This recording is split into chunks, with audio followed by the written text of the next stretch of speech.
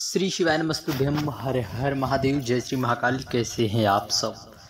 देखिए, यह बैसाख का माह धीरे धीरे करके पूर्ण होने को आया है। तो ऐसे में हम सभी के लिए एक विशेष ही दिन प्राप्त हुआ है, जो कि भगवान श्री हरि नारायण को प्रसन्न करने के लिए गुरुवार का दिन।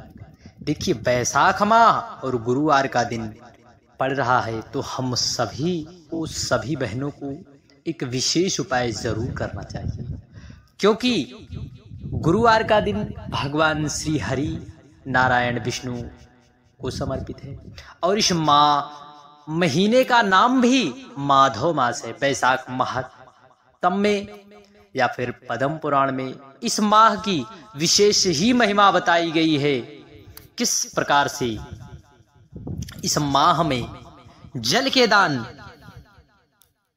को देने से राजा को विष्णु के धाम की प्राप्ति हुई। तो हम सभी लोग जो है एक चुटकी हल्दी वाला जल और 7 चने की दाल वाला विशेष उपाय करेंगे। साथ ही साथ 14 चने की दाल वाला उपाय तो भूल कर भी ना छोड़ना। और बहुत सी मेरी प्रिय माताएं, मेरी बहनें इस दिन जो है भगवान श्री हरि नारायण को प्रसन्न करने के लिए व्रत भी धारण करती हैं। और इस व्रत में केले के वृक्ष की पूजन की विशेष महत्वता है। और इस माधव मास में तो इस माह की कितनी ही महिमा कही जाए, उसकी उतनी ही कम है। और बृहस्पतिवार का दिन भी भगवान बृहस्पति देव और भगवान श्री हरि नारायण विष्णु को समर्पित है। तो आप सभी लोग सर्वप्रथम इस दिन आप जो है जब प्रातः उठें और स्नान करें, नित्य क्रिया से निवृत्त हो, आप सर्वप्रथम अपने घर के मंदिर में या फिर जहां पर भगवान श्री हरि नारायण की प्रतिमा है, फोटो है, वहां पर जाकर एक दीपक अवश्य जलाएं। और आप जब इस दिन नहा रहे हैं, स्नान कर रहे हैं, तो स्नान वाले जल में तुलसी की लकड़ी या फिर जो है हल्दी युक्त जल से अवश्य स्नान करें, क्योंकि इस तिथि का ही विशेष महत्व है और इस दिन का भी विशेष महत्व है और इस माह का भी विशेष महत्व है। तो आप सभी लोग जो है हल्दी वाले जल से जरूर स्नान करें। सबसे पहला विशेष उपाय है। देखिए, यदि आपका बृहस्पति चमक ही नहीं रहा है, तो भगवान बृहस्पति देव से जो है किस प्रकार से हमें आराधना करनी चाहिए और हमें कौन सा दान करने से बृहस्पति हमारी जीवन में चल रही समस्याओं को दूर करता है। और यदि हम किसी भी कार्य क्षेत्र में सफलता पाना चाहते हैं, या फिर किसी नौकरी, व्यवसाय, या फिर आपके बच्चे गलत मार्ग पर जा रहे हैं, आपके पति भी कोई व्यवसाय करते करते थक हार चुके हैं, तो कहीं ना कहीं भगवान बृहस्पति देव कृपा नहीं कर रहे हैं और उनकी कुंडली में बृहस्पति ग्रह की, गुरु ग्रह की स्थिति कमजोर होने के कारण उन्हें ऐसी समस्याओं का सामना करना पड़ रहा है। तो ऐसे में बृहस्पतिवार के दिन तो आप सभी माताएं व्रत यदि धारण करती हैं तो निश्चित है व्रत धारण करें। और इस दिन पीली चीजों का दान का विशेष महत्व है। आप जो है पीले वस्त्र, पीले फल जरूर इस दिन दान करें और हो सके तो आप पीली चीजों का ही सेवन करें। और निश्चित है पीली चीज का दान अवश्य करें। पीले वस्त्र का या फिर पीले फल का दान इस दिन विशेषता जरूर करें, क्योंकि दान की महिमा इस बैसाख मास में, माधव मास में विशेष रूप से बताई गई है। श्री शिवाय नमस्तुभ्यम। हर हर महादेव। जय श्री महाकाल। चलिए शुरू करते हैं। सबसे पहले हम सभी लोग इस प्रकार से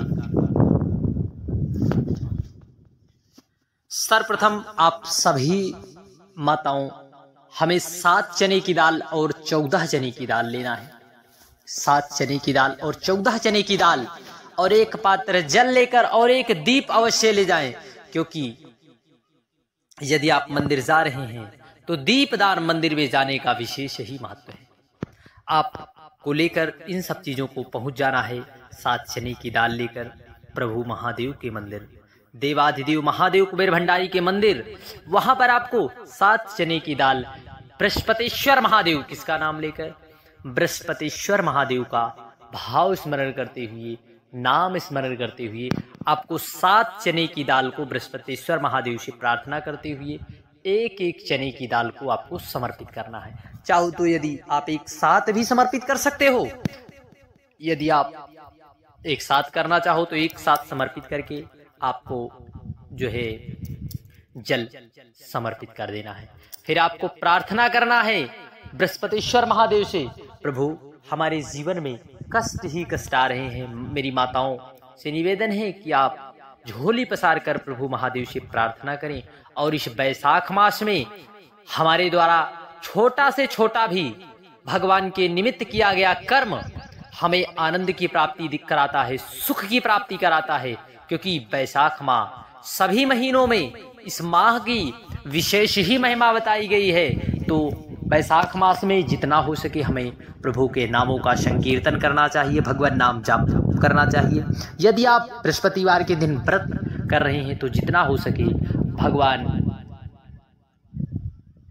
के नामों का स्मरण सुमिरन जरूर करें। श्री शिवाय नमस्तुभ्यम, हर हर महादेव, जय श्री महाकाल। बढ़ते हैं अगले उपाय की ओर। अगले उपाय में आप सभी लोग एक पात्र ले लें, एक पात्र जल ले लें। एक पात्र जल लेने के बाद एक पात्र आप जल ले लें, उसमें थोड़ा सा गंगा जल डाल लें। फिर आपको इसमें थोड़ी सी हल्दी डालना है, क्या हल्दी, और थोड़ा सा शक्कर डालकर या फिर गुड़ डालकर ही आपको अमृत तैयार करना है। और आपको 14 चने की दाल आप लेकर आए हैं, उसे 14 के चने की दाल ले लें। और आपको जब भी उस दिन यदि भगवान श्री हरि नारायण विष्णु का पूजन कर रहे हैं तो आपको तुलसी पत्र अवश्य समर्पित करना चाहिए, क्योंकि तुलसी पत्र भगवान हरि नारायण को बहुत ही प्रिय है और बिना तुलसी पत्र के भगवान का भोग भी पूरा नहीं होता। तो आप तुलसी पत्र अवश्य ले लें। फिर आपको एक पत्ता लेना है, चाहे तो आप कोई सा पीपल का लें या कोई सा पत्ता लेकर, और आप 14 चने की दाल को ले लें।